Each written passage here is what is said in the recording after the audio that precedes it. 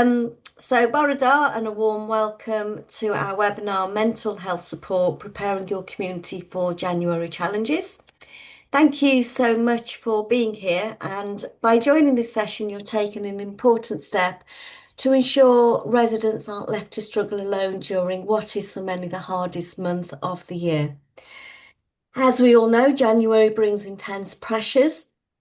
Bills all arrive at once, daylight is limited, routines return suddenly, and cold weather deepens anxiety, stress, and loneliness. For many households in Wales, this is when everything becomes overwhelming, and the data makes it clear why councils must act early and act locally. So, just a few statistics. Across Wales, 1 in 8 people is living with a mental health condition, and more than half of adults say the cost of living crisis has harmed their mental well-being. The Samaritans have seen a sharp rise. The Samaritans see a sharp spike in calls from Wales every January, with residents describing loneliness and money worries and seasonal depression. Wales continues to have one of the highest poverty rates in the UK, and financial pressure is now a major driver of mental health decline in the under 55s. Nearly 1 in 4 adults reports feeling lonely, often or always, during the winter months. And these aren't just statistics, they're your neighbours, community members, and local families. And this is exactly where councils can make a profound difference. Even with limited staff and tight budgets, you hold something powerful, and that's local insight and local trust. Small, compassionate interventions, checking in on someone, offering a warm space, signposting support can completely change a resident's winter. So today is exploring what you can do to help. We share practical low-cost actions that councils can take to strengthen well-being and reduce loneliness at a time when residents need it most. So we're delighted to be joined by two expert speakers this morning. We have Katrina Monroe, the Community Influencing Manager at the Samaritans, who will share insights into mental health trends across Wales and the steps councils can take to reach those most at risk. And we also have Lisa Goodier, the Assistant Deputy Director at Bangor City Council, who will introduce Hwb Dinas Bangor, a compassionate, stigma-free space offering financial advice, social connection and wellbeing support. Lisa will show how human-centred, community-based spaces can reduce isolation and help people long before they reach crisis point. And then I'll also be sharing Holywell Town Council's Legend on the Bench initiative, which is a powerful community-led project designed to support residents in crisis by providing visible, accessible signposting to mental health support within public spaces. So I'll hand over to Katrina. Thank you very much for joining us, Katrina, this morning. Thanks, Angela. Hello, everyone. So my name's Katrina. As Angela said, I'm Community Influencing Manager with Samaritans Cymru, based down in Cardiff, but the work I do covers the whole of Wales. Really pleased to have this opportunity to talk to you about what Samaritans do and how you're in your local councils you might be able to support our work. I'm just going to share my screen.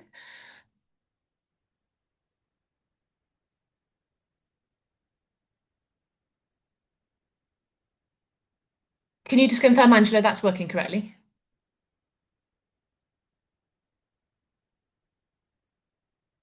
Angela, sorry, is that working correctly? Yes, all good. Lovely. Thanks, Thank Katrina. you. Thanks.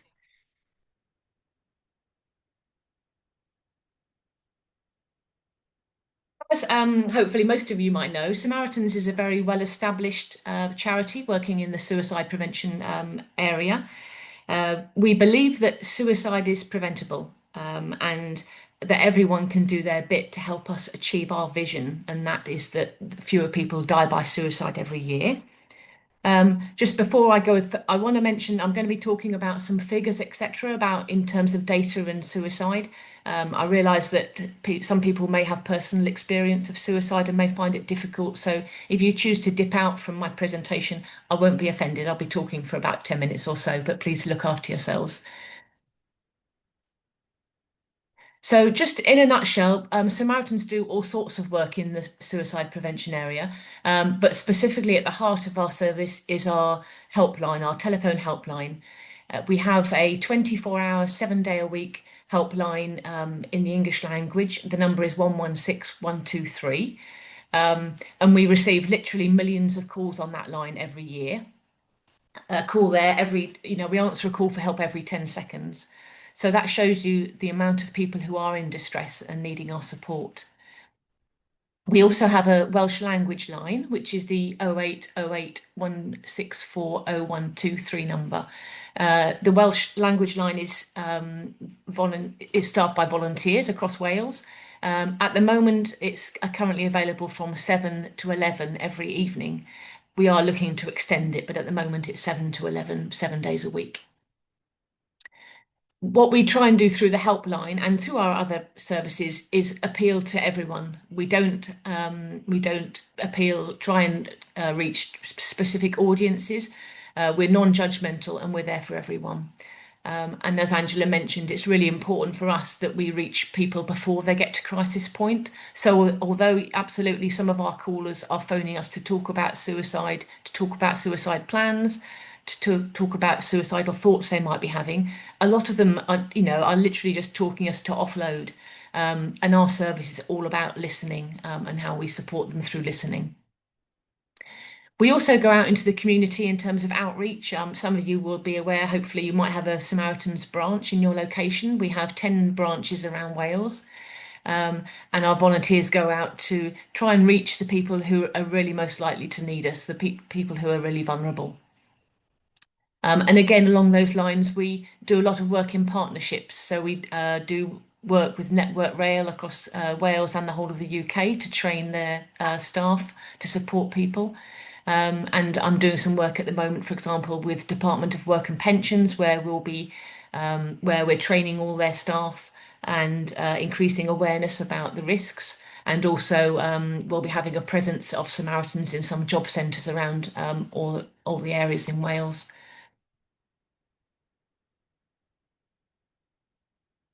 So, at the heart of our service, our values, as I mentioned, it's all about listening. We know that people often don't have people they can talk to who will really listen to their problems. A lot of people, they may have people they talk to, but they don't want to talk about a specific issue, which is really concerning them.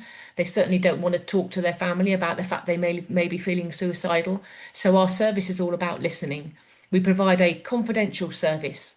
So, when people ring the helpline, unless that caller chooses to tell us their name and their location, we absolutely 100% don't know where they are and who they are.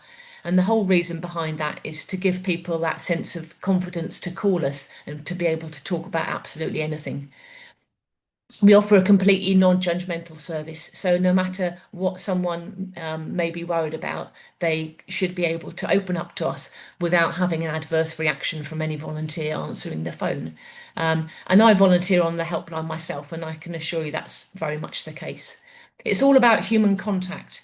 We know that giving people time and our attention and our empathy is really meeting a fundamental need of theirs, and it can help alleviate stress and alleviate emotions that might lead to suicide. So I don't know whether will Angela can share these slides if you'd like, but I've just got some data here in terms of what's been happening in Wales. There's two sets of data that we work upon. There's the Office of the National Statistics. There's also what we call RTSSS, which is real-time suspected surveillance data. The difference is that the ONS data is all about suicides that have been recorded by the coroner. As you know, there can be delays, etc. So, but you can still see patterns and trends in their yearly reporting. The real-time suspected suicide data is it's not recorded suicides, so it can vary. But again, it's fairly new in Wales, but it's starting to give us a similar picture of rising cases of suicide. So across Wales in 2024, the ONS recorded 436 deaths by suicide, which was a rise from 386 the previous year. So I think, you'll agree that's a really quite an astounding amount, and something we should all be concerned about, and something as councils you need to be aware of. I don't know whether you can see the figures there, but the breakdown is by local authority there. So, for example, in the Isle of Anglesey in 2024, there were 18 deaths recorded by the coroner. The figure in brackets is the real-time data, which is actually based upon a 3-year. It shows a 3-year average figure per 100,000 residents. So you can see there, so across Wales, the average is 14.5 deaths per 100,000 residents. So in 2024, we had things varying. So the Isle of Anglesey had 16.6 suspected deaths by suicide per 100,000 residents.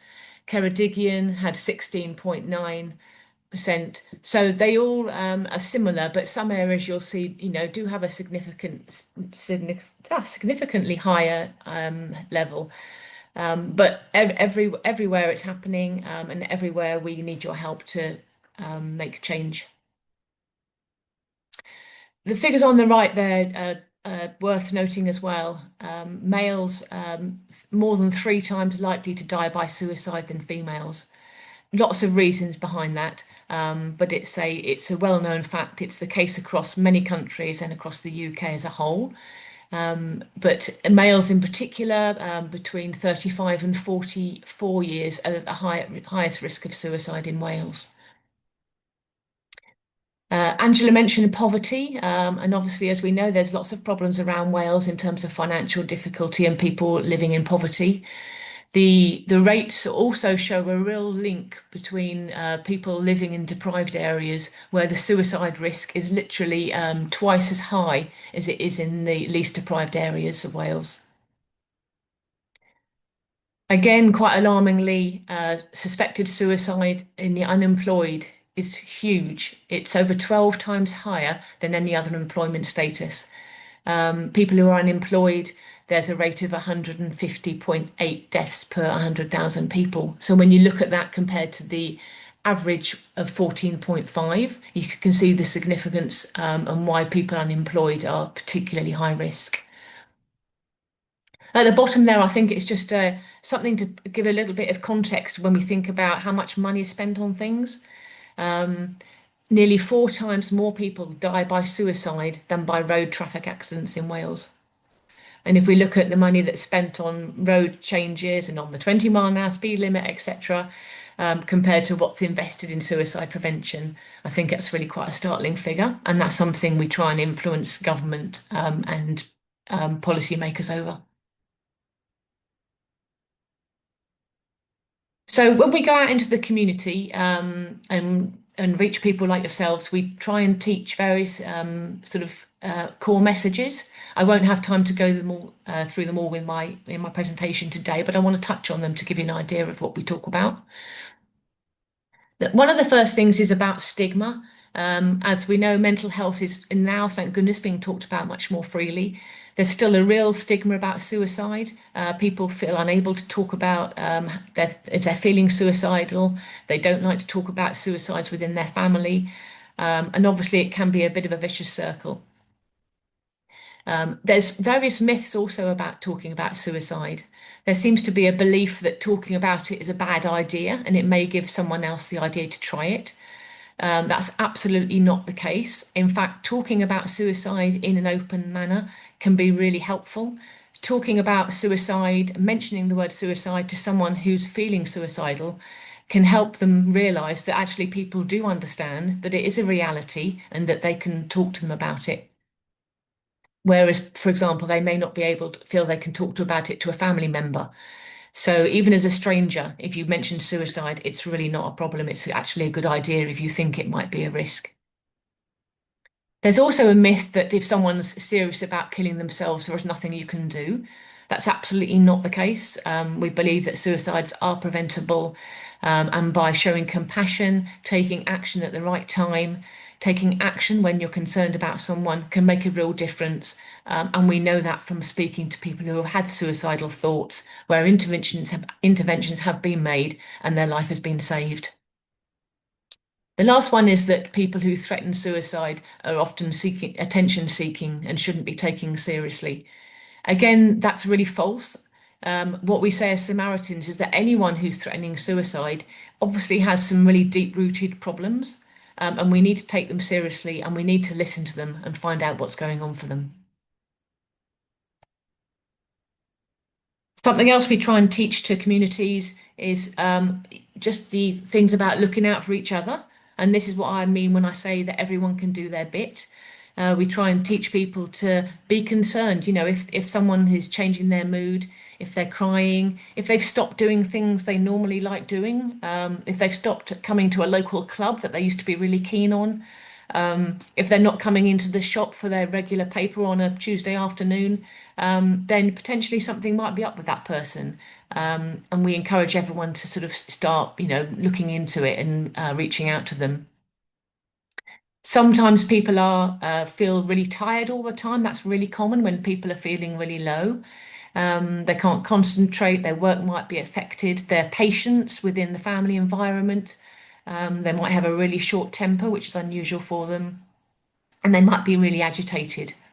And the other thing that we do like to mention is that, hence the question marks, sometimes there's no signs at all. Sometimes when people do take their life by suicide, family and friends are all completely shocked. So sometimes there aren't signs. But again, it's just a case of being aware, and also in reaching out to people whenever we can.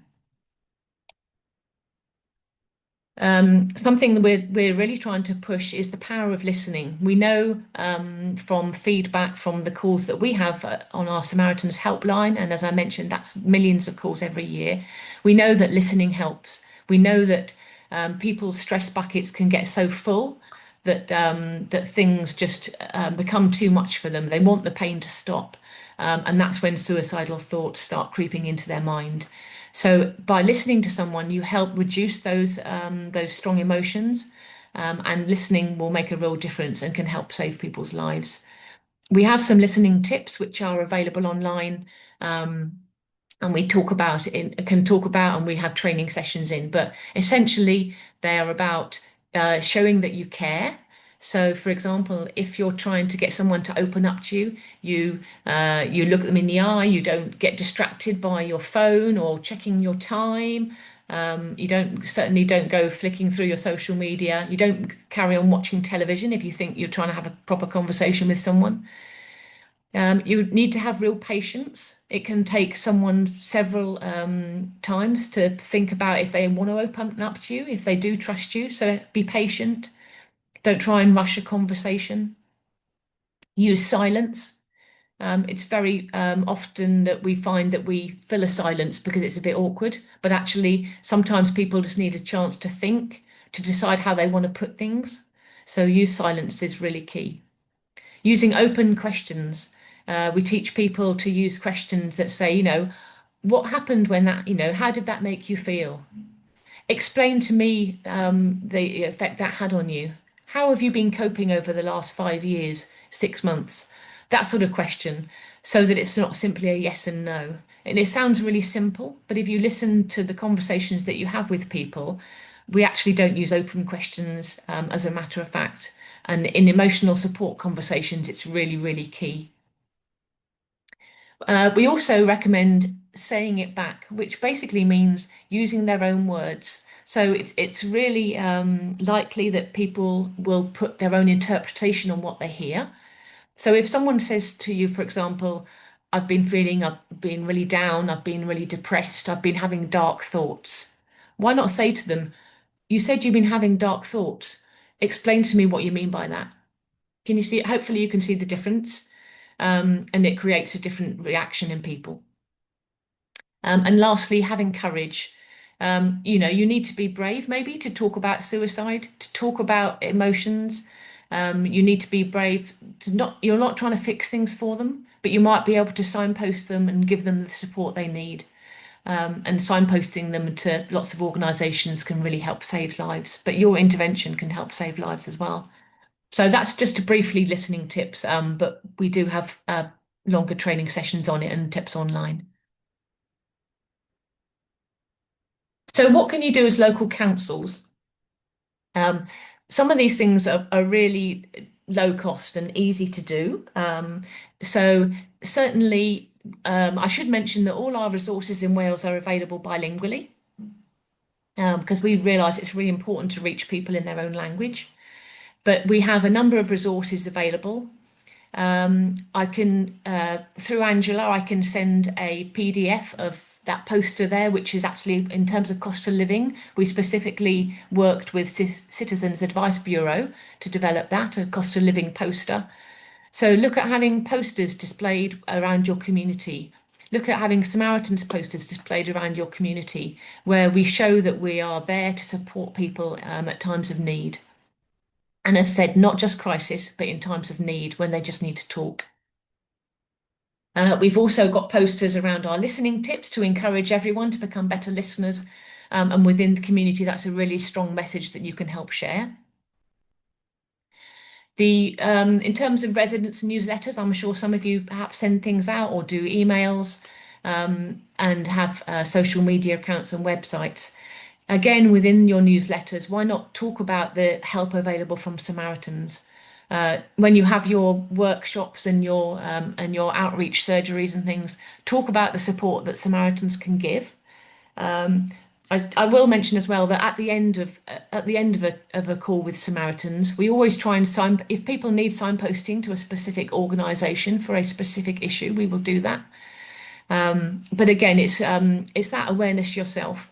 The resource we have called Finding Your Way is a booklet which is available online. And again, through Angela, I'll make sure that you get the link for that one. But that's a resource, it's available bilingually, and it's designed to help anyone who's struggling. But it's a really easily well-written booklet designed also to support anyone who's supporting someone who's struggling. And we've had really good feedback on it. So worth having a look at that and perhaps trying to make sure that it's available to people within your community. We have digital assets, so that, for example, the ones at the bottom, which I can send you, which you can post on your own social media accounts.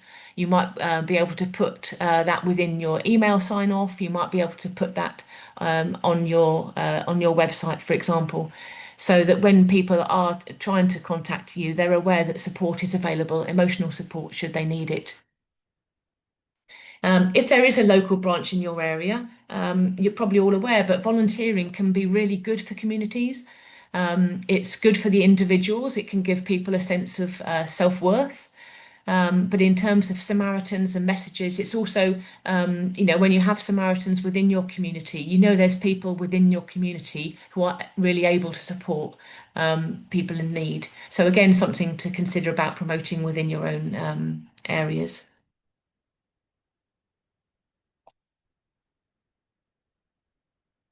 If you did have more money to spend, we do formal Samaritans training. And I don't want to underplay the importance of in-depth training. We have for many years now, we've had a partnership with Network Rail where all railway staff are trained by Samaritans. And across the UK, literally lives are being saved by Network Rail staff having the confidence to make interventions, to talk to people on the platforms who they think may be struggling. And I can tell you that the latest statistics from literally from Wales railway stations alone is that Network Rail staff have made 157 life-saving interventions because of the training they've received. So that's the importance of proper training. If you do have money available, we would love to speak to you about that, because within your communities, it will help build resilience, and it will help build some key skills. If there was available, money available to fund a session for your community leaders, for GPs, delivery drivers, postal workers, maybe local shop staff, especially in rural areas, then we can speak about that. We offer training sessions that run online or can be delivered in person. To give you a rough idea on cost, because they're normally bespoke, but a rough idea on cost is that to attend an online session is about £100 per person. Um, if you had a budget of around £1,500, then a Samaritans trainer would come to your community and deliver training for 15 people for half a day. And that's the sort of training that it can be really influential. And also, it can have real sustainability within your community. If then you don't have funding available for that sort of course, but you would like to just have invite your local branch around to participate in community events, to give a talk to councils, to talk to community leaders, then please get in touch with us because our volunteers, if they're in your area, will go out and give talks, presentations. And I know that the lady who's speaking after me, she's seen the Samaritans out in the community. I think it's Lisa's talking. So our Samaritans have been going out, for example, to the community hub in Bangor and talking to people, offering emotional support and increasing awareness about our service. So I'm just about to finish. So I just mentioned there, Samaritans Finding Your Way, a really valuable resource. If you literally put that into your search engine on Google, you'll come up with it. And it is available in Welsh as well. If you want to contact me, my name is Katrina. Just to simplify matters, I've put our Wales address there, wales@samaritans.org. If anyone wants to contact me to talk about training, to talk about actually, is there any local volunteers who can come and speak to a group or come to one of our drop-in surgeries, or would like to contact me to ask for some resources to put around some posters and stuff, then please do drop me an email. But I'm here for as long as you need me if you have any questions. I'm just going to stop sharing my screen.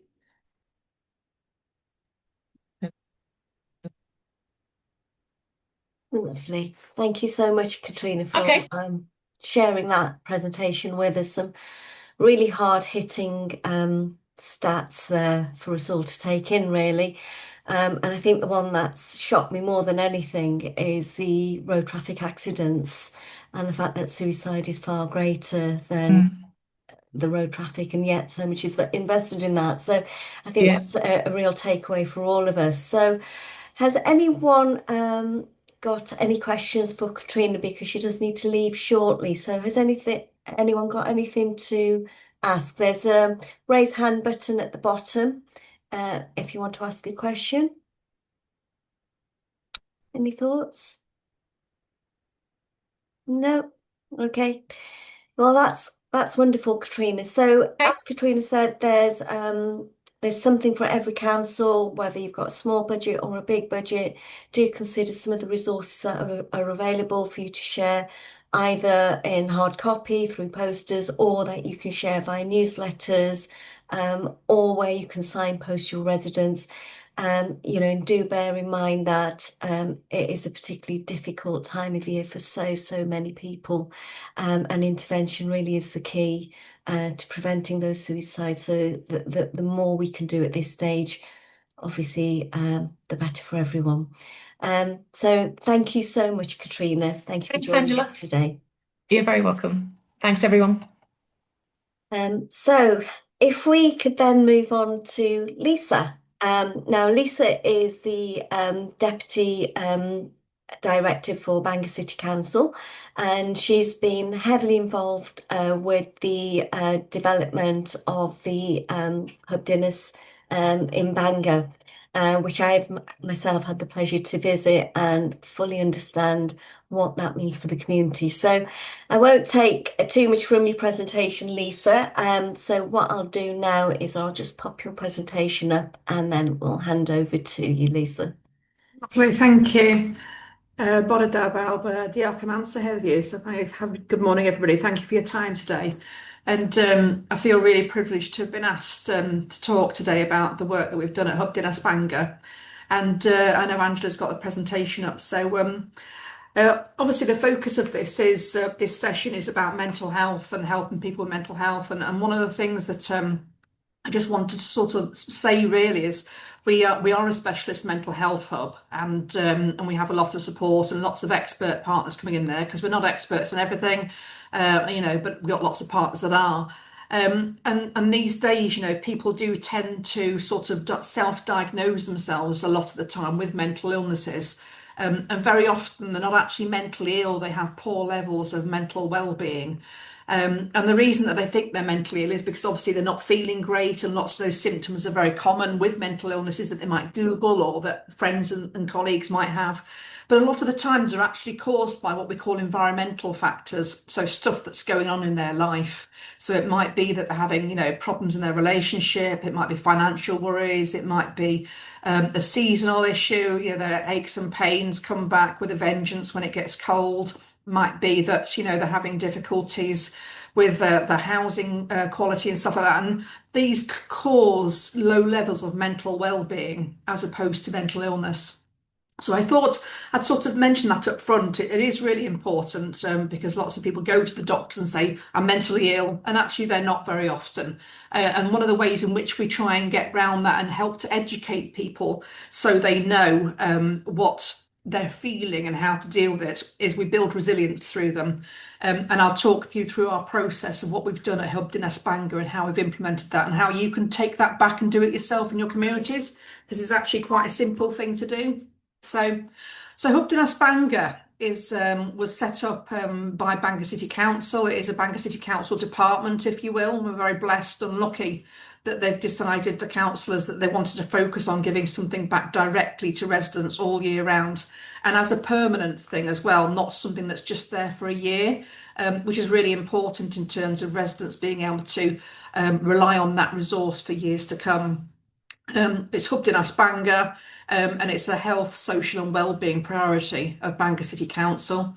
The overarching ethos of Hwb Dinas Bangor is everybody that comes through the door, and you don't have to be of any background, nature, you don't even have to have a problem to wander through the door, just wander in, is leading with kindness and compassion and not judging anybody. And genuinely all of our colleagues that work in the hub are like that. People come from all different walks of life and have different journeys through their world. And we understand that, we get that, but we don't judge them because of it, and everyone gets treated the same accordingly. And of course, one of our overarching aims is helping residents to live their best lives in their world. So that doesn't mean all of a sudden we're going to, plenish their accounts with lots of money and fix all their problems, but actually helping them to live the best version of their life, what it looks like in their world. So those are our sort of aims, really, leading with kindness and compassion and helping them to live the best lives in their world. So there'll be a copy of this presentation coming to you as well, don't forget. So don't worry about if you miss something that I'm saying. So put the next slide on, Angela, please.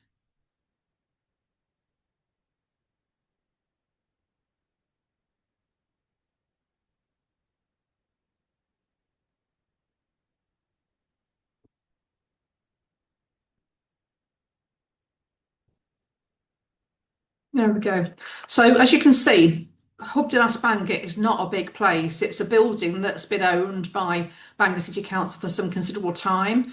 And some of you that go on S4C might find it familiar because it was on Project Pimp Meal a few years ago when they did it up, and it became Cafe Havan, which used to be a cafe specifically for older people or people with illnesses and disabilities. It then came to an end. That was run by Age Cymru, came to an end and was vacant for a long time. And then we moved in there and set it up as the hub on the 1st of April this year. So it's right in the centre of Bangor. It's right next to the bus stops, the taxi ranks. Behind it, you've got the old Debenhams building, for those of you that might be familiar with Bangor, and also got Marks and Spencer's just down the road. It's set in a nice green area, which used to be a cemetery years ago, Tanavon went. So nice green trees, lush, lush open areas and stuff, and it's all in a pedestrianised area. And one of the lovely things about it is that nobody really knows why you're going in there. So people don't associate it with, the things in our communities that they might say, oh, that's where the people that take drugs go, or that's where the people that, mentally ill go. Nobody associates it with anything like that. It's just a nice place. And as I say, it doesn't have to be something that you think is wrong with you to come in there. You can just come in there for a panad and a sit down and a chill out and watch the world go by, just to see a different four walls. But we do lots of other stuff in there. So can you put the next slide on, Angela, please?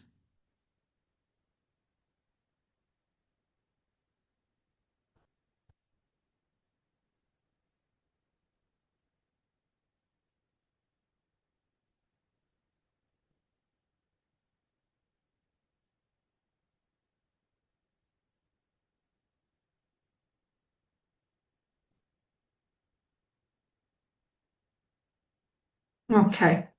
So the next slide is just a bit about some headline thoughts about what we've achieved. We've only been going 9 months, but in that 9 months, we've seen over 9,500 people walk across our front door. Now, that is different because, of course, we live in a city. Our city is about 20,000 strong plus students. But £9,500, 9,500 people is a lot of people to come across our front door. And we've got around about a 56% return rate. So about 56% of those people come time and a time again for different things. And that for me shows that obviously we're doing something right. We've created the right environment. It doesn't feel statutory, doesn't feel scary. We don't pounce on you as you walk through the door and ask you what you want. The first thing we do is shove a pan out in your hand and check that you're all right. We've got sofas in there, we've got seats in there, and it's a very chilled out and relaxed atmosphere. And I think that's the one single thing that people feel when they come through the door. That they just turn up, they have a panad, they sit down, they can chat to somebody if they want to, and if they don't want to, they don't have to. We have meeters and greeters that get people as they come through the door, so just to check that they're actually okay. And that works really well. If they say no, I'm fine, thank you very much, that's absolutely okay. Sometimes people will be sent down there by some of our partners, and I'll talk to you about that shortly. And that's fine as well. We can address that need straight away. So let me just go on to the next thing. I'm just going to get the PowerPoint up on my screen because it's on the wrong slide for some reason. Angela, it's okay. It's whizzed forward a bit quicker. Sorry, has it gone forward? Sorry. Yeah, it's okay. Don't worry. I think I've got a lag on my side for some Yeah, I reason. think you might have. Don't worry. It's okay. So just until Angela catches up with that, we've got 52 delivery partners. So 52 external organisations. They might be local small companies, there might be sort of bigger ones that operate regionally, but 52 trusted organisations that have the same values as us. And we scrutinise that quite hard to make sure that when our residents come through the door, they get the same level of service from anybody. And they range from people, that local hospital, through to drug and alcohol support organisations, through to people that do crafts, through to organisations that advise on fuel poverty, specialist mental health. The Samaritans, as Katrina mentioned there earlier, they come to our hub every single month, and they spend time chatting to people. We go out and grab people that are walking past them. We give them one of the Samaritans cards, which are really helpful. If we've got the dogs with us, sometimes they bring the St Bernard therapy dogs with them. That's a really good pull as well. So lots of different partners, because we realise that we're not experts in anything, but all our partners are experts in their fields of work. So we use them, we bring them together. Not only do we bring them together for us, but we introduce them to each other as well, because we make lots of assumptions that this partner will know about that partner, and they very often don't. So we're really good to broker those relationships as well. How do we do all this work? Well, we haven't got much money because obviously Bangor City Council, they pay for my job, and it's their building which they own outright. They pay my utilities, but they don't pay anything else. So I have to find grants and such like to fund all of our activities. So I do a lot of time finding grants and writing bids and stuff. But actually what we do is I decided very early on that I wanted to give opportunities to people that have lived experience and hadn't necessarily had the greatest start in life. So actually what we do is we've got 8 volunteers, and they've all had a difficult journey through life. And through working at the hub, we've managed to train them. They've got fantastic skills. They're operating in a corporate manner. They understand how our residents are feeling. They might have lived in the local area. They might know the local dynamics. And actually, it's raised the level of their confidence unbelievably and given them aspiration and given them hope and hoping, they will one day be able to walk into a paid employment job doing the same thing. Or maybe they might want to carry on actually volunteering as well. So we don't treat our volunteers any different to we treat our staff. And they are fantastic and they love coming to work. And all of our volunteers work full time because they just love being at the hub. And that's a really nice, warm feeling.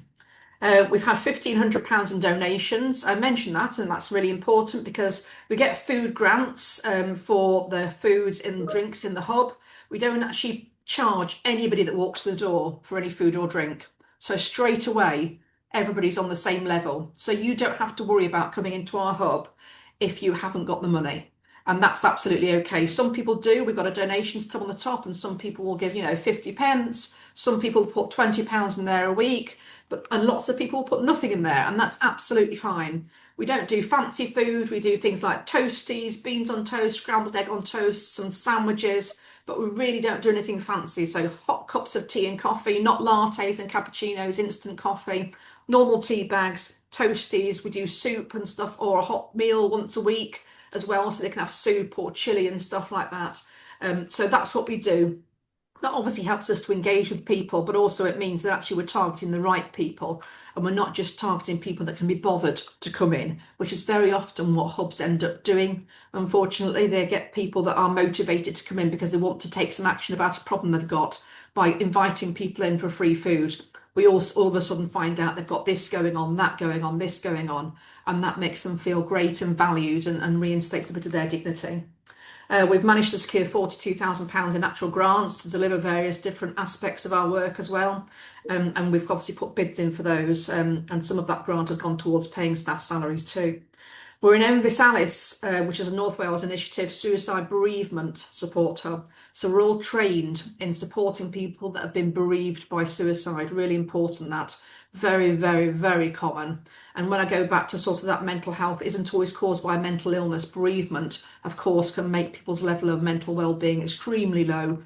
And that's one of the key areas that we find a lot of here. We're an ICANN mental health hub, so we're all mental health trained practitioners. We put our volunteers through that as well.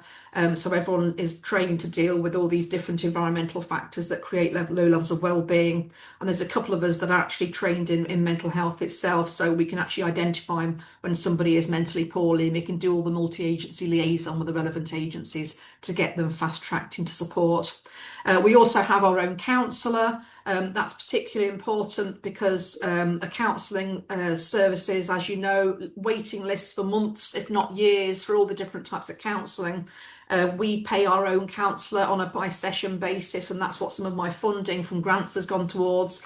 We're very particular about who goes through to counselling because, again, like mental health, lots of people wander through the door, say, I need counselling, and actually they don't need counselling. What they need is their environmental situation sorting out. So we don't have a waiting list for our counselling, but we have our own service there. We're a safe space, so you can come to us when you're not in a good place. If you're feeling like you might want to be considering taking your own life, if you're escaping domestic violence, if you don't know where else to go, you can come and be safe in our hub.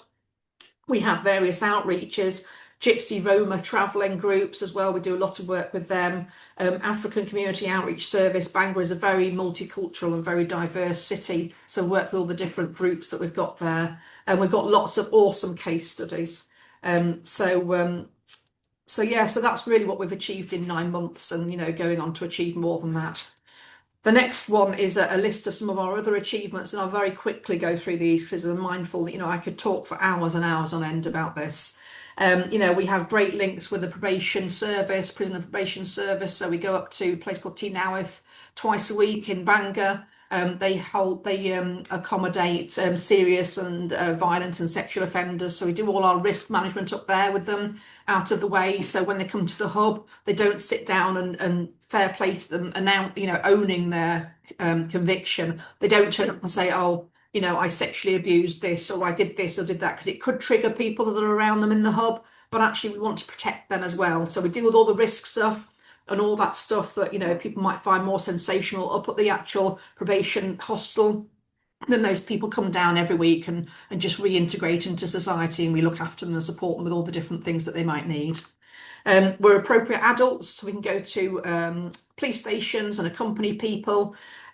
We are part of the North Wales Police Clear Hold Build Tactical Partner. That's about reducing serious and organised crime. So we have good links and we're part of that tactical team. Work with children and adults, mental health services.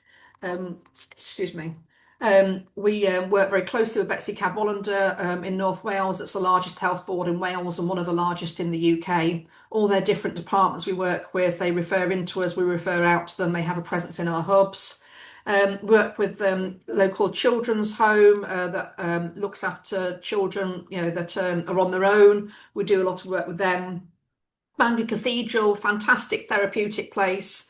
We do a lot of work with them. Job Centre Plus, we get about 15 to 20 referrals from them a week. They come down just down the road from the job centre. We help their customers with all sorts of different things. And at the bottom there, we've got lots of different things. So we deal with housing, homelessness, energy, social services, adults, children, young people, etc. So all of those different types of organisations as well. So the next slide is just very briefly, this is the process that we go through. And I have got a really good fact sheet on this, which I can send out as well. And this basically talks about the way in which we work with people. So we do very active listening. We don't ask people, we don't go through a process per se, but we focus on these different areas because I know from my background and my experience that addressing the issues of the individual that's walked through our door in this order means that we get more sustainable outcomes and builds resilience and reinstates or allows independence of that residence in the end and for the rest of their life. So we focus on their safety first of all. Are they safe from themselves or other people? Do we need emergency assistance? Are we safe in the presence, or are the public safe in the presence of that individual? Do they need to take any medication? Do we need to get back into the doctors? Do we need to get, psychiatric liaison involved? Particularly important when people have got a diagnosed mental health condition. If they're not taking their medication, then quite often they're not safe to themselves or safe to other people's. Have they taken any substances which might have an impact on their behaviour? And what are we doing about that? So that's safety.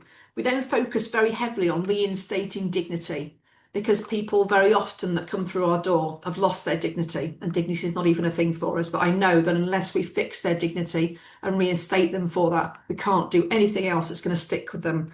So we look at, when did they last eat? Have they eaten? Are they eating regularly?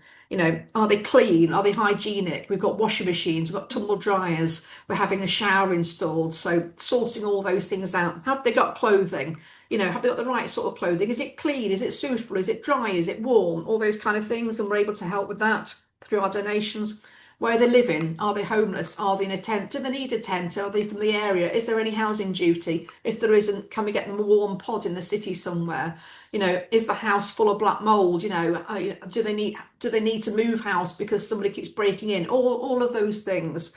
And their appearance as well. How are they looking? How are they shaven if they need to be? Do they need to get their hair washed? Can we give them a quick trim? All those sorts of things. So reinstating their dignity gives us the best chance of then looking at their critical well-being factors, which is everything that we associate generally with poverty, but not always.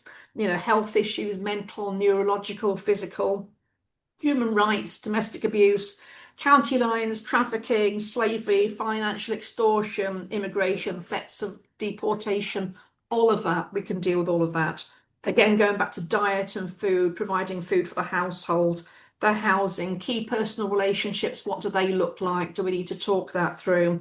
Carer responsibilities, and being a care recipient, and spirituality as well. All of those different things are quite critical to keeping somebody reasonably balanced. We also deal with then compliance and monitoring. So, are they on probation and on licence? Is there anything we need to do? We do all the liaison with probation and prison service. Police orders, exclusion orders, anything to do with the Mental Health Act, anything to do with social services, getting social workers involved, making referrals there for assessments, anything to do with school, children that are disengaging with school, families that struggle to get round the school system, that kind of thing. Immigration and advocacy as well. Advocacy is really important, gives people a voice when they find it really hard to articulate themselves. And then finally, the things that we can't typically see in hubs. So finding sustainable accommodation, finance and benefits. We do all the benefit forms and whatnot. We're not financial advisors. We work with CAB for that. Training, education, employment, development and progression, sustained positive levels of mental and physical health, healthy relationships, parenting and family, and sustaining that resilience as well so they can solve their problems going forward themselves by working with us long term, which gives them those life skills. So finally, after we've gone through all of that, and sometimes that feels like a big process, and it can be for some people that are very complex, but sometimes it can be a very quick fix for others. We focus on staying positive and focus on giving them positive behaviours. Again, going back to the very first line, regaining and maintaining independence and building on long-term resilience. So that's really what we look at. The next slide is about our volunteers. As I mentioned, we've got 8 volunteers. They've all got different lived experience, all different backgrounds. Some of our volunteers have had drug and alcohol difficulties. Some have come from domestic violence. Some have been members of gangs. They've been cuckooed. Some have been, worked in the sex industry. Lots of different things like that. So I'm not going to go into those in too great detail because, as I say, I can talk for the Olympics about it. But yeah, that's where our volunteers come from really, and their confidence has just gone through the roof. It's done absolutely loads for them. So just a bit of a breakdown really about how we've helped our residents and the services we offer. So you can see there, helping people with their well-being. So 95% of the people that come through the door, we've helped them with their general well-being. And sometimes that's just them coming here for a panad and meeting their mates and having a giggle and telling rude jokes to themselves. Predominantly the ladies, this is as well. We get all sorts of people coming in and their well-being's been improved for lots of different reasons. Food is another big thing. One of the things that, I found really astonishing is the amount of people that just haven't eaten for days. And that's really sad. So, a lot of food there. And you can see the rest of them speak for themselves, really. And we have all the different experts, of course, that we can get involved to make sure that we're doing these things right and that we're supporting people for the long term, not just putting sticking plaster over things. And the next slide is our age range as well. And again, you can see there, it's quite well dispersed. So yes, we've got the majority of the bulk of our people coming in that are aged 30 to 39, 18 to 29 is our next biggest one. But then, 65 plus, 40 to 64. So really, really good sort of, blend across the whole age range there. So we're not age specific.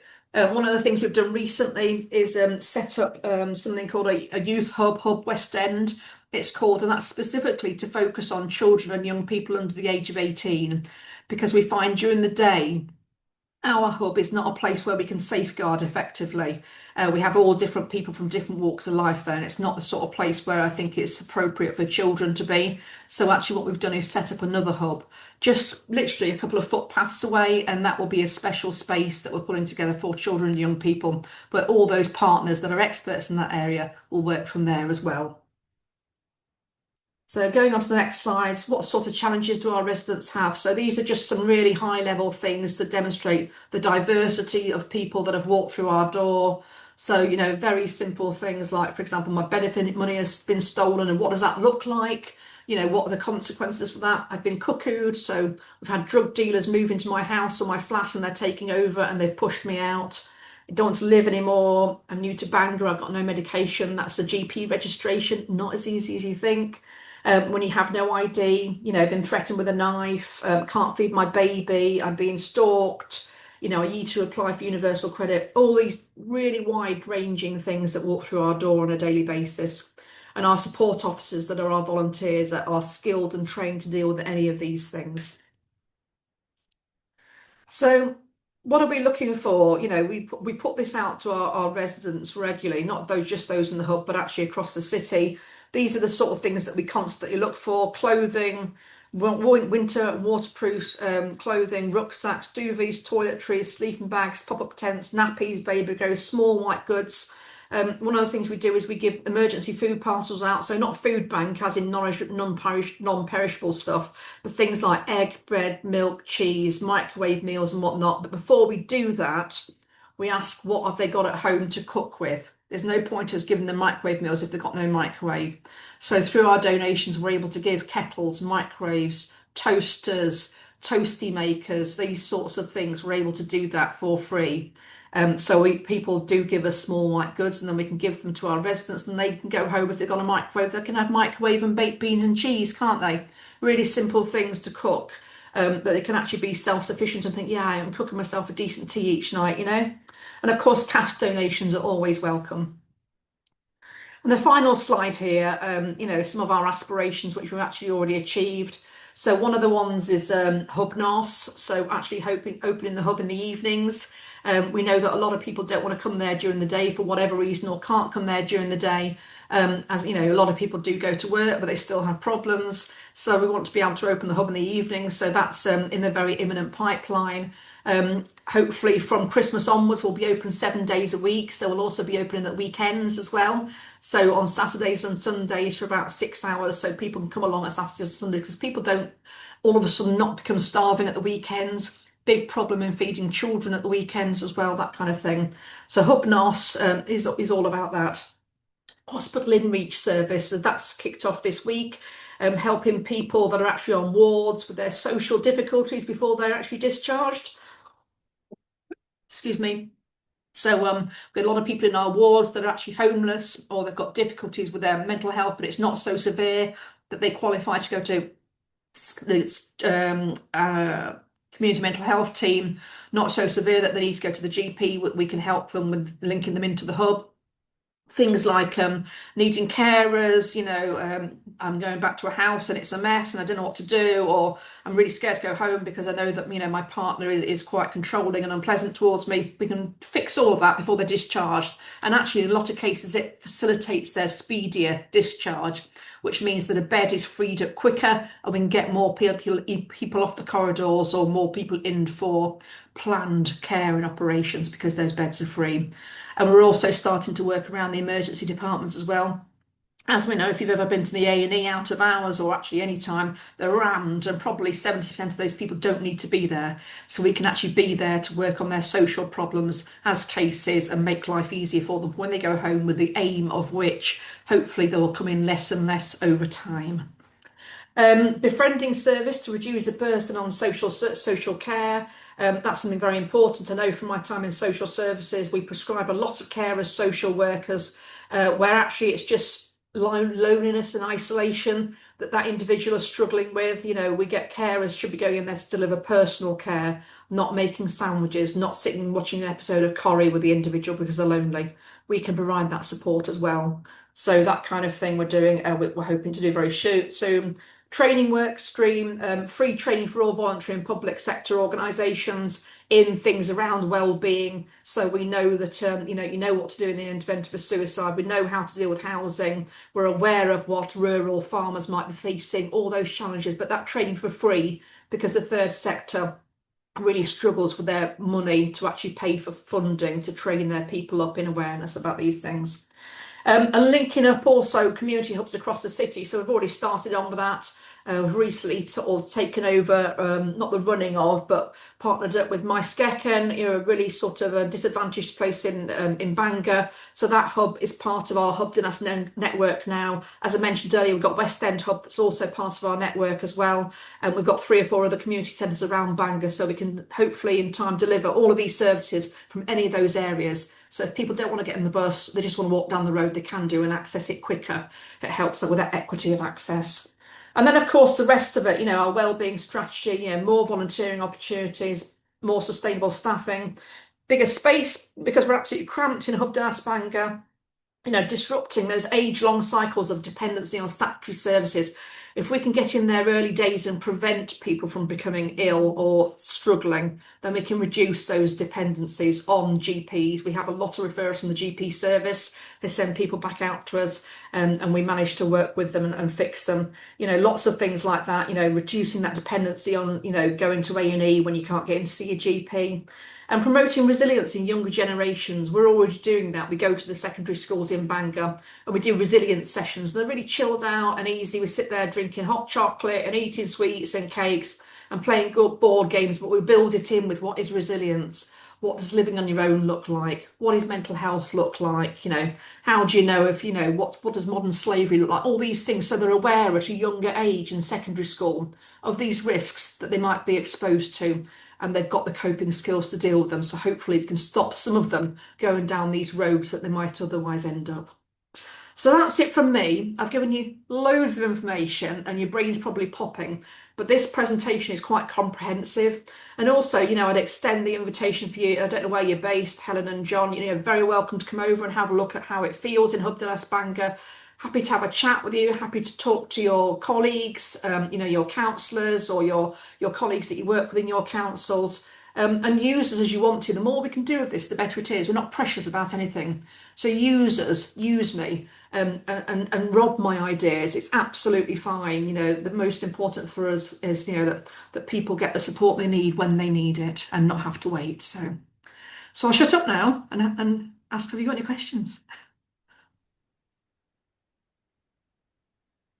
Thanks, Lisa. Thank you for that wonderful presentation. So much information, isn't there? There really is. It's so difficult to cram it into a short presentation. And as Lisa said, if you are within the vicinity of Bangor and you are able to visit, then it's definitely worthwhile going along, seeing what they do, seeing how they support people, and just seeing how well used that resource is as well within your community. The day I visited, it was so busy, and I believe it constantly is. So, does anyone have any questions for Lisa at all? So there's a few people still in the meeting. So, Helen, any thoughts? John? No? Sorry, you're on mute there. Okay. So I not. think Helen was saying something, but you're on mute, Helen. Let me just take you off Oh, mute. there we are. Yeah. There we go. Yeah, I was just going to say that's an amazing project. It's a pity more of the larger councils don't have the same enthusiastic approach to well-being. But I think what we can offer in a small community council, there's lots of ideas there, how we can intervene and support as well. Even though we can't run an all singing and all dancing, organisation like your hub, but that's like an amazing place. And congratulations to you for managing to set something like that up and get it firmly, on the road to continuation. Yeah, but I think I'm a councillor in Pembermouth Town Council actually, so I'm actually a councillor there. So I'm going to set one of these up in our library because I'm also chair of the library group there. And I know that economies of scale are really different, and actually we offer a lot because we work with so many partners. As I mentioned earlier on, we're not experts in anything, but we're jacks of all trades almost. But our partners are experts, and I think that's how we've managed to do this. And the fact that I've worked in lots of different types of roles. I've got a criminal justice background myself, and mental health, and sort of seeing what those problems are and being able to fix them, but actually being able to unpick them and put the right solution in place. But it's totally scalable, this model. And thank God for our volunteers. They're absolutely awesome, and without them, this would be nothing really. So we're blessed, but there's ways around of doing it, I suppose. Yeah, well, I think your approach to volunteering is really remarkable, actually, because most people would steer away from volunteers that have problems in their lives beforehand. Whereas, you've presented a very good case for, using their experience very well. Yeah, fantastic. Fabulous, thank you. Oh, that's great, Helen. Just out of interest, Helen, what sort of issues do you see in your communities around mental health? I suppose, see a lot of anxiety and depression. A lot of it not reaching mental illness level, but people are so stressed at the moment, of all ages, actually. And I think just having the community centres that we have got, which are willing to listen, sit down with people, and the warm hub type of much lower kind of level than what you're running, but the warm hubs and things like that Yeah. you know, we pick up a lot of people that are just lonely as well. Yeah. Yeah, that's really important, I think, and that loneliness really breeds into other things, doesn't it? So by trapping that straight away, one of the simple things we've had, which you know is really easy to pull together, and you might have already done it, is having a pile of jigsaws. You know, there's nothing that they love better than sort of sitting over a table with a panad and a packet of cakes or biscuits, putting jigsaws together every day. You know, really simple things, and they don't have to be clever, do they? It's just time, No, giving people time. yeah. I think, I mean, we do have jigsaws that haven't been used a lot this year, but in previous years in the warm hub, you know, anybody will come and join in. They might not like doing jigsaws, but you don't have to have a reason to join the group, and then you can No. when you join it. Yeah, So they're great icebreakers. Jigsaws are. I'm quite they are. interested Yeah, about yeah, them. yeah. One of Can the I things as well that can I I think, just thank Lisa for the presentation? And as I live on the other side of the water in Anglesey, expect a state visit soon. awesome. Thank Oh, you, John. I wow. look forward to it. Are you happy for me to share your details, Lisa? Yeah, please do. Absolutely. That'd be lovely. And like I say, users, don't be shy. There's no such thing as a daft question. Just use us as you want. It's fine. So, Okay. I'll share Lisa's presentation and her contact details as part of the resource pack we'll be sending out. So, John, great that you'll be able to visit the hub, and anyone else. Obviously, I'm sure Lisa's quite happy. Well, you've extended that invitation elsewhere as well.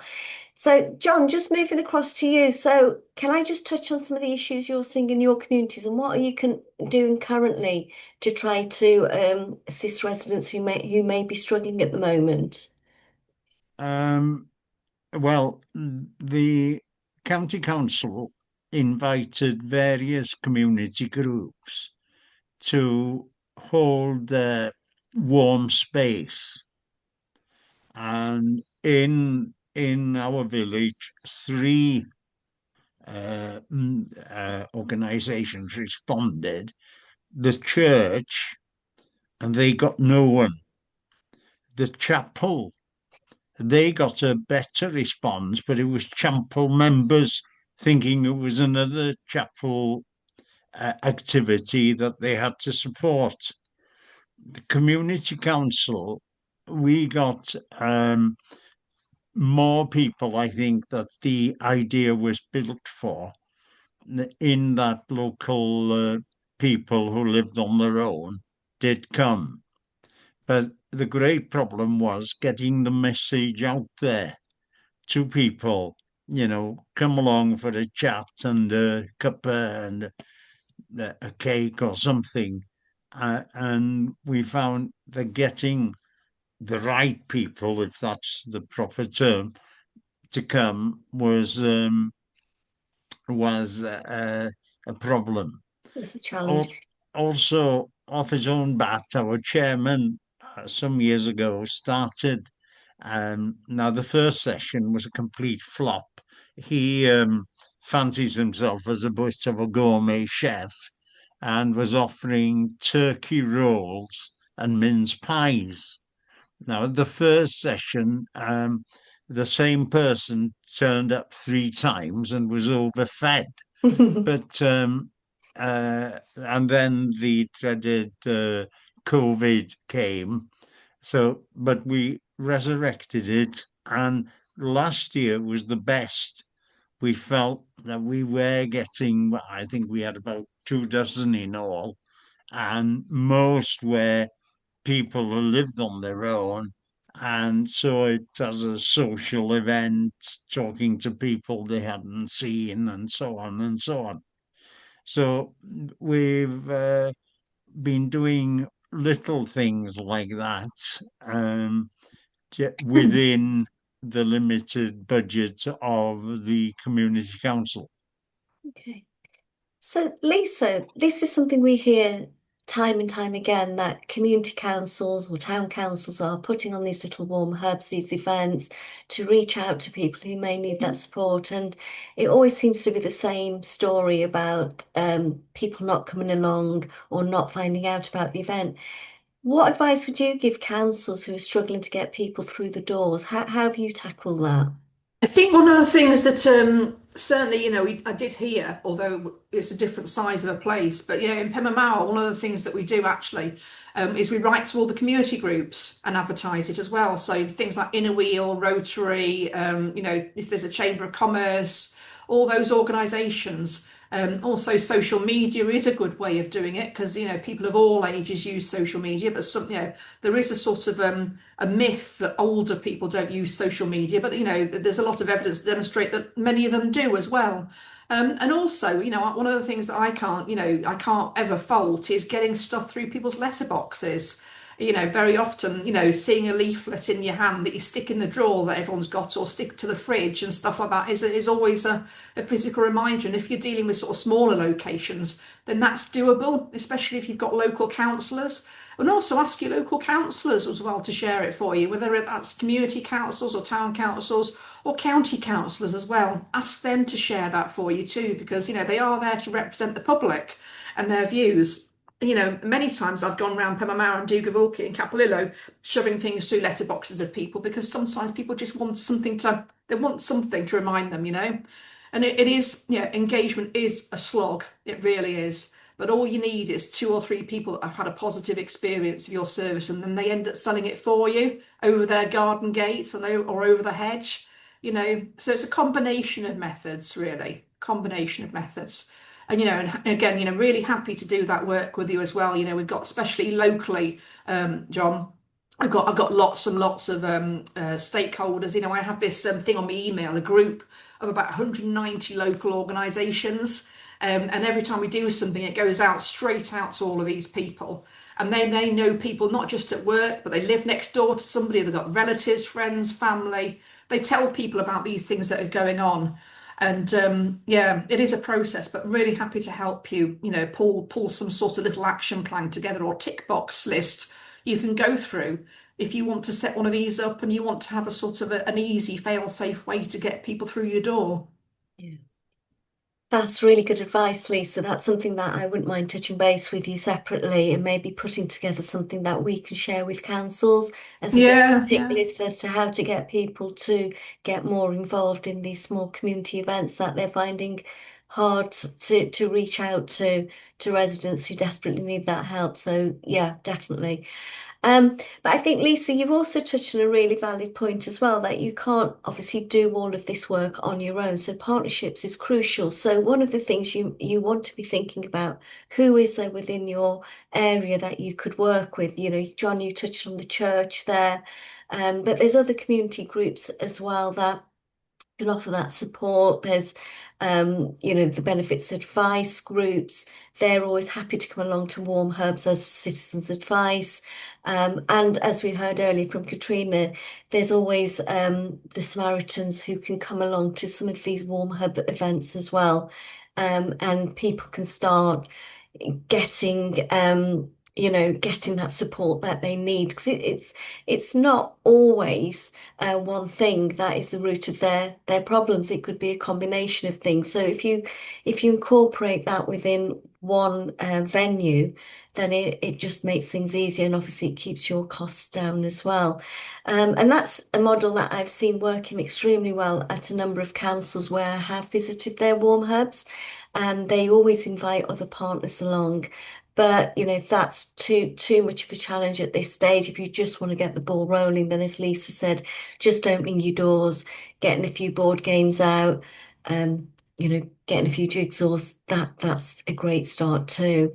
And another agency that has worked with councils is Mind, Prestatin, who unfortunately weren't able to attend today, have a little group running called the Singing Strummers, and that is in association with Mind. And these folk just come along, they bring their instruments and they have a sing along. And that's just their highlight of the week. It's meeting people, it's getting out, it's having fun.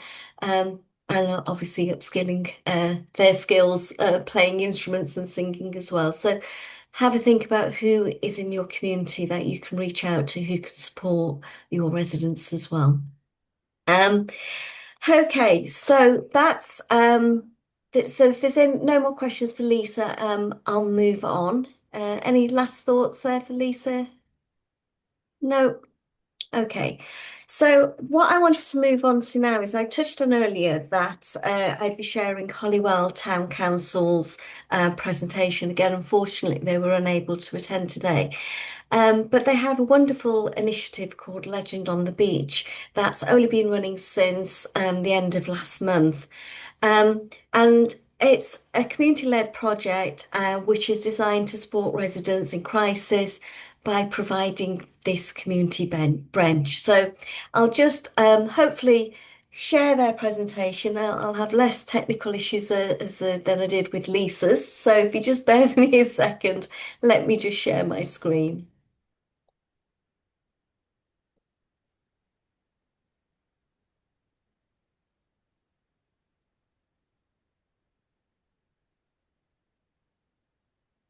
Okay, can everyone see my presentation? Great stuff. Yes. Okay, lovely. So this session shares how Holywell Town Council have supported mental health in a simple, visible way through the Legend on the Bench initiative. It's about awareness, prevention, and making support easy to access in public spaces. So the mental health pressures are increasing across our communities, which I think is something that we've all acknowledged. It's really difficult at the moment just to get by. And councils are often the first place residents turn to, even though, they're not clinical services. Public spaces can sometimes be places of isolation, and small visible actions like this can make a meaningful difference. So what is Legend on the Bench? Legend on the Bench is a mental health and suicide prevention initiative. It's a charity, and these benches are placed in public spaces and include a QR code that links directly to trusted support services, one of them being the Samaritans, as well as many more.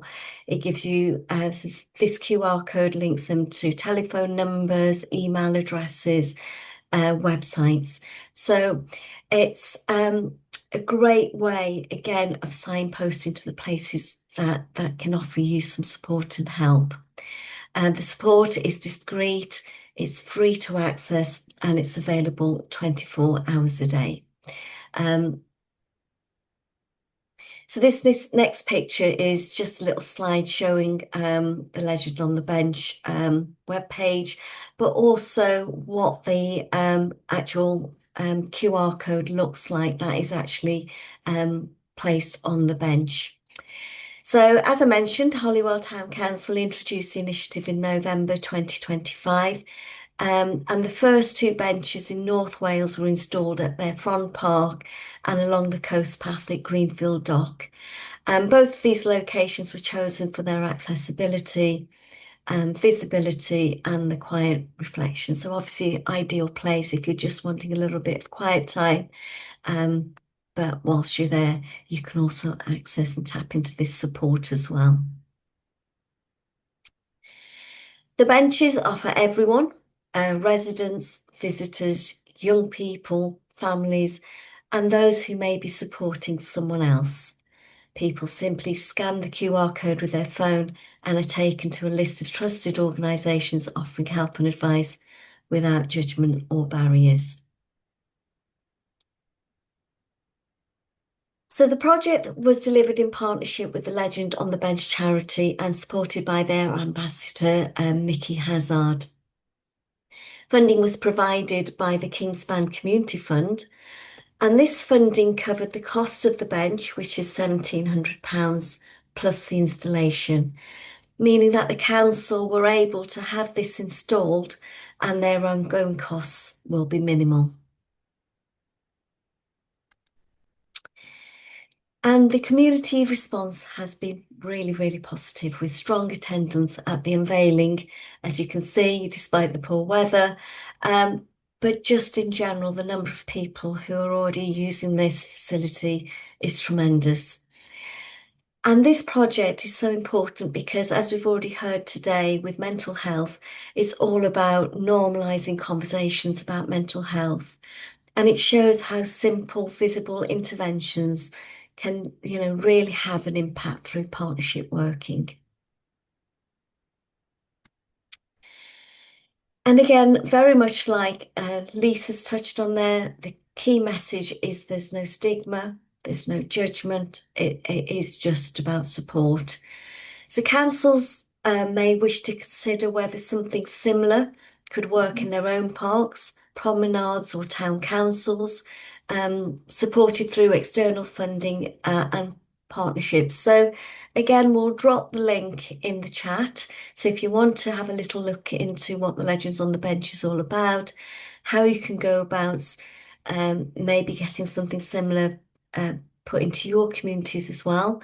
And then you can start having the conversations about how possibly you can fund that as well, just as Holywell has.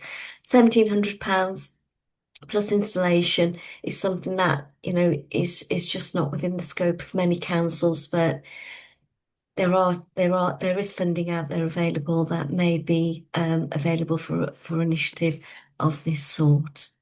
Okay, so that was just something I wanted to share from Holywell Council. I'm just going to come over to you, Vanessa, actually, because you're a community council, you're a clerk for your local community council in Aberporth. And obviously, we've talked at length about this mental health being an issue in your community as well. So are there any things that you've done to help try to alleviate those pressures within your community, Vanessa? Yeah, we've linked with our local authority community connectors because obviously they provide support for and signpost to lots of different organisations. So we now, on a last Friday of every month, we go into the local coffee morning, warm hub, and the community connectors are there, community councillors are there, other support organisations come in. So we've sort of set up that sort of monthly support.